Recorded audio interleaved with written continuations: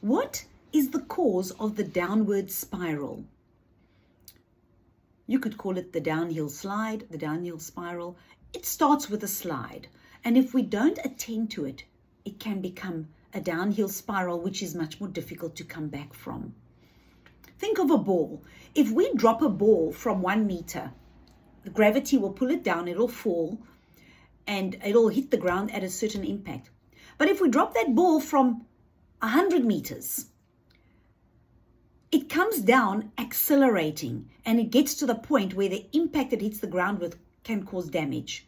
So anything left, it starts as a slide.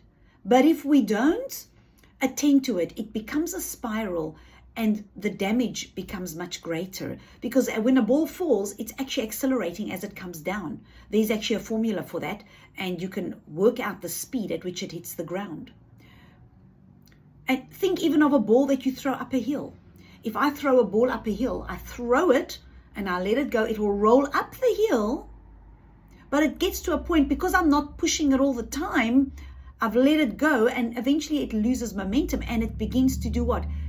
Come all the way back down again. It's always going to roll down. I've never heard of a ball rolling uphill. It rolls downhill if it's a left. I have to be pushing it for it to keep going uphill. So the downward spiral is, you only stagnate for a while if you don't do anything. Eventually you're going to start sliding, and anything left for too long begins to slide. And this is the thing that causes the downward spiral.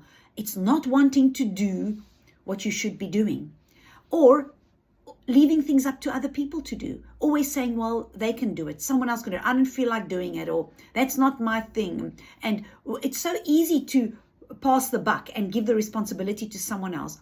But if it's something you can or should do, then I want to encourage you to do it, because that's what's going to prevent you from sliding and possibly eventually spiraling. You see, when we're in an active mode, mentally, our minds are action focused. We're engaged in whatever we are doing. And we are also in a problem solving mode, because as problems arise, we are already in that active mode, and we will see solutions much more easily. But if we're not in an active mode, then all kinds of emotional things can come along as time goes by. Things like depression. Being inactive is one of the things that actually lead us down the road to depression, because we're not doing something about the situation that we're in. If we stay in a solution focus and active mindset, and we're constantly looking for solutions to the thing we're dealing with, it's much harder or less likely that we would ever become depressed or negative about the situation. The chances are just much less. Think of a rudder of a ship. That little rudder can't do much. It's much smaller than the ship. It doesn't have any power actually to do anything to that ship. But the moment that ship begins to move, suddenly that rudder has tremendous power, and it can literally turn that huge ship, although it's so small. So when we are moving, there's a lot more that can be done. We can find ourselves moving in the right direction. If we're moving in the wrong direction, because we're moving, we can change direction.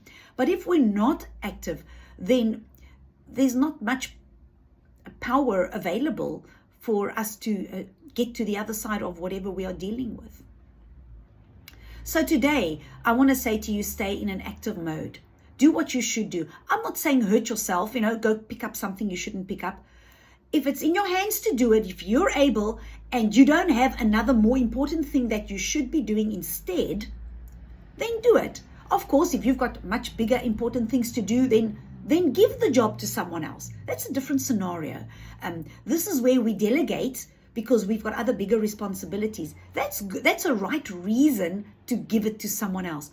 But if our reason for giving it to someone else is just because, oh, well, I just don't feel like it, that's not the right mindset, and it's going to cause the downhill slide if we don't watch out, and we can start to spiral. So today, my encouragement and the word I want to leave you with is stay in an active mode. Keep moving. Don't stagnate. Don't stand still, so that you are much, much less likely to ever slide or spiral downhill.